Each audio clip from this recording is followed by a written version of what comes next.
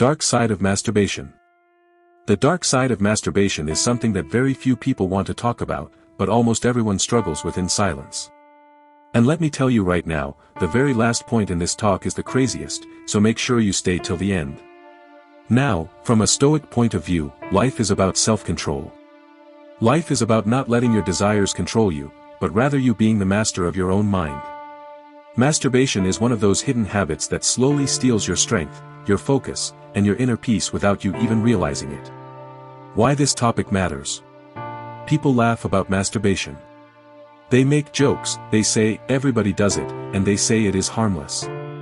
But is it really harmless? Is it really just a little release, or is there something deeper that eats away at your soul when you give in to it again and again? Stoic philosophy asks one big question: are you in control of your desires, or are your desires in control of you? This is where the darkness begins. Not in the physical act itself, but in the way it chains your mind. The small beginning of a big chain. It usually starts very small. A thought. A little curiosity. A small image in your mind. Maybe you saw something online. Maybe you felt a little bored. You tell yourself, it's nothing. Just once. But the Stoics remind us that every action we repeat shapes our soul. What you do once becomes easier to do twice. What you do twice becomes easier to do 10 times. And before long, a small choice becomes a heavy chain. Masturbation often begins as curiosity, but ends as slavery. The dark side is not in that first choice. The dark side is in the repeated surrender of your will. Psychology of desire. Why do people return to it again and again? Psychology tells us something very simple: the brain loves reward. Whenever you do something that feels good, your brain releases chemicals that say, yes, do it again. Even if that action is not good for you in the long run, the brain does not care. It only cares about the short-term hit of pleasure. The Stoics would call this a false good. It feels like happiness, but it is not true happiness. True happiness, they say, comes from virtue, from control, from living in harmony with reason. Masturbation tricks the brain into thinking it has achieved something, but in reality, nothing has been gained. The weakening of willpower. Here is where the darkness deepens. Every time you give in, you make it harder to resist next time. Your willpower, like a muscle, grows weak if you never use it. And soon, you are no longer choosing. You are just obeying. The Stoic Epictetus once said, "No man is free who is a slave to his body."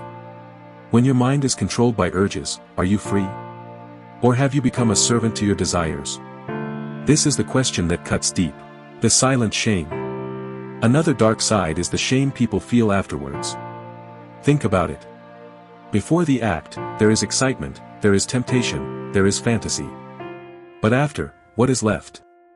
Often emptiness. Often guilt. Often shame. This cycle is powerful. The shame does not stop the act, it often drives people back into it. Why? Because when you feel bad, you want to escape the bad feeling. And what is the easiest escape? The very same act that caused the shame in the first place. This is the trap. The false promise of relief. People often say, masturbation helps me release stress. But does it really? For a moment, yes, the tension is gone. But stress is not solved by escape. Stress is solved by strength. By facing life as it is. The Stoics would tell us that real peace does not come from running away, but from standing firm. Masturbation does not remove stress, it only hides it for a few minutes, then brings it back with more weakness added on top. The effect on relationships. Now let's go deeper. Masturbation also changes the way you look at real people. When you constantly give in to fantasy, you start training your mind to find satisfaction in the unreal. And soon, real relationships feel less interesting, less exciting, even less possible. People say they want love, they want real connection. But the constant habit of self-pleasure makes it harder to connect deeply with another human being. Why? Because your mind has been trained to take the easy road, the fake image, the instant release. Love requires patience. Love requires sacrifice. Love requires effort. But masturbation teaches you the opposite, it teaches you to expect quick pleasure with no cost. And that mindset destroys real intimacy. The Stoic warning. The Stoics always warned against pleasures that make us weak. Marcus Aurelius, the Roman emperor and Stoic philosopher, wrote in his private notes, "You have power over your mind, not outside events. Realize this, and you will find strength." But what happens when you give your mind over to the control of lust? You lose that power. You hand it over to desire. That is why the Stoics saw uncontrolled sexual desire as dangerous, not because the body is bad, but because the loss of control is slavery. The biological pull. Now, just a little biology here. The human body is designed to release sexual energy. It is natural to have these urges. The body produces hormones that push you towards sexual activity because it is linked with reproduction. So yes, the urge is natural. But here is where philosophy enters. Just because something is natural does not mean it is good to indulge without limit. Hunger is natural too. But if you eat every time you feel hungry, without control, you destroy your health. The same with sexual desire. The body's urge is not an order, it is only a signal. The question is, do you obey blindly, or do you master it with reason? The loss of energy. Another dark side people notice is the loss of energy. They feel drained, weak, less motivated. Some will argue this is only in the mind. But remember, the mind is everything. If you feel weak, if you feel tired, then your actions will follow that feeling. Stoicism teaches us to guard our energy, to protect our time, to use our strength for noble things. But when you waste your energy on constant release, you rob yourself of that fire. You trade your drive for a moment of pleasure. The growing addiction. The more you give in, the more your brain adjusts. Soon, what was enough before is no longer enough. You need more stimulation, more fantasy, more extremes. And this is where people go deeper into pornography, deeper into unhealthy habits, searching for the next big thrill. This is not freedom. This is addiction. And addiction is the opposite of Stoic freedom. Addiction means your body is the master, and your mind is the slave. The self-deception. Perhaps the darkest side is the lies people tell themselves.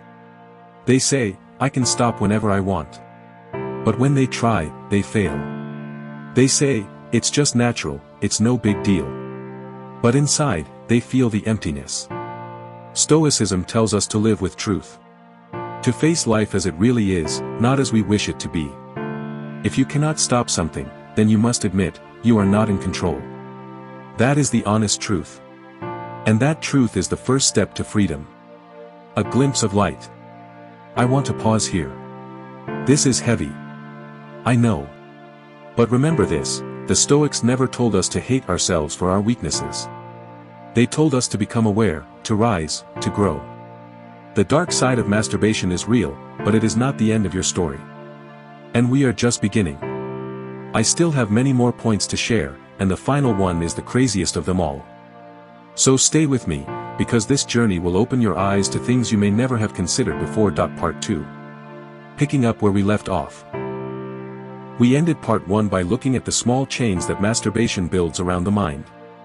We spoke about shame, addiction, loss of willpower, and how the Stoics warn us against becoming slaves to desire. But there is more. Much more. The deeper we look, the darker this picture becomes. And remember, the very last point, coming in part 3, is the craziest. So stay with me till the end. The decline of focus. One of the most painful effects of constant masturbation is the loss of focus. Think about it. Every time you give in, your brain is being trained to chase short-term hits of pleasure. You start to live for instant rewards. The Stoics always said that a man must direct his mind towards what is lasting. They believed the highest good was living with reason, aiming for virtue, not being tossed around by emotions. But the constant cycle of self-pleasure pulls your focus downward, to the most basic urges. And here is the real danger: when your focus is broken in this way, it does not only affect your private life. It touches everything: your studies, your work, your dreams. You sit to work on something, but your mind is restless. You cannot sit in peace, because you have trained yourself to chase the next rush. The loss of deep joy. The Stoics believe joy is not the same as pleasure. Joy is deep, lasting, and comes from inner strength. Pleasure is shallow, temporary, and leaves you weaker. Masturbation tricks people into believing they are happy. But if you look closely, it is not joy, it is just a short escape. Afterwards, the emptiness returns. True joy is like a steady fire. Pleasure is like fireworks, bright for a second, then gone, leaving smoke behind. And the more a person relies on masturbation for pleasure, the less they are able to feel real joy. They lose appreciation for simple things, conversation, nature, friendship. Why? Because their brain has been overstimulated. What once brought joy now feels dull. The mental fog. Many people describe a fog that comes after repeated indulgence. It is not just tiredness. It is like a heaviness in the mind. Thinking becomes slower. Decision-making becomes weaker. Why? Because the brain, after too much stimulation, needs recovery. You've spent your energy on fantasy, and now reality feels boring. You are left in a kind of haze, unable to act with clarity. For a Stoic, this is dangerous. The Stoics trained their minds every day to stay sharp. They reflected, they meditated, they wrote, they examined themselves. But how can you train your mind if your head is filled with fog? How can you live with clarity if you are always drained by your own habits? The cycle of desire. Let's look at the psychology here. Desire is like fire. If you feed it, it grows. If you starve it, it weakens. When you masturbate often, you are constantly feeding the fire. You are teaching your brain to expect more. And like any fire, it does not stay small. It grows, spreads, and eventually burns out of control. This is why many people who start with simple habits later fall into more extreme forms of stimulation, harder pornography, stranger fantasies, darker desires. It is the nature of fire. It always wants more. The Stoics warned us, control desire when it is small, before it grows too strong. The loss of masculine and feminine energy. Now, let us touch something important. Energy is not just physical, it is also mental, emotional, even spiritual. When men waste their energy in constant self-pleasure, they often feel weaker in their masculine drive. When women fall into the same trap, they often feel dull in their feminine radiance. The Stoics would not speak in modern terms of masculine and feminine, but they spoke of virtue, strength, courage, wisdom, self-control.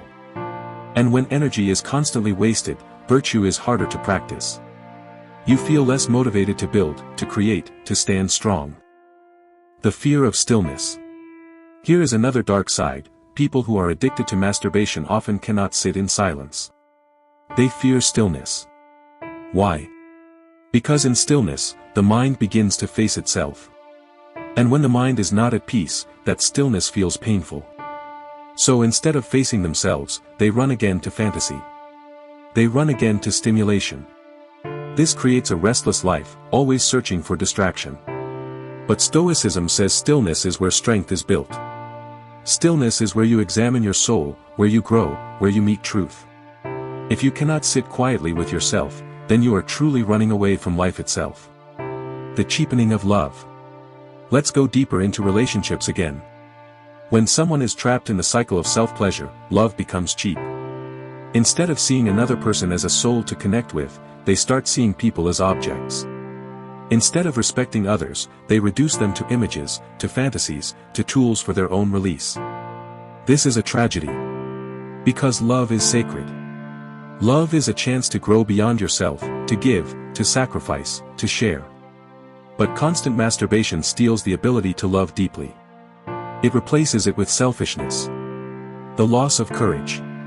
The Stoics said courage is the foundation of virtue.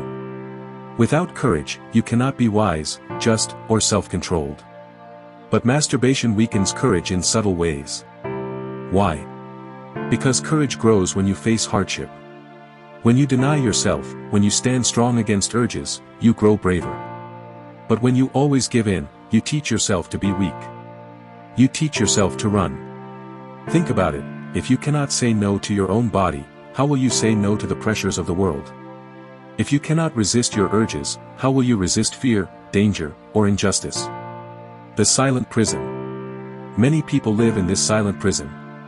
They do not talk about it. They smile in public. They laugh with friends. But inside, they are chained. They feel they cannot escape. The Stoics believed in facing reality honestly. They said, do not hide from yourself.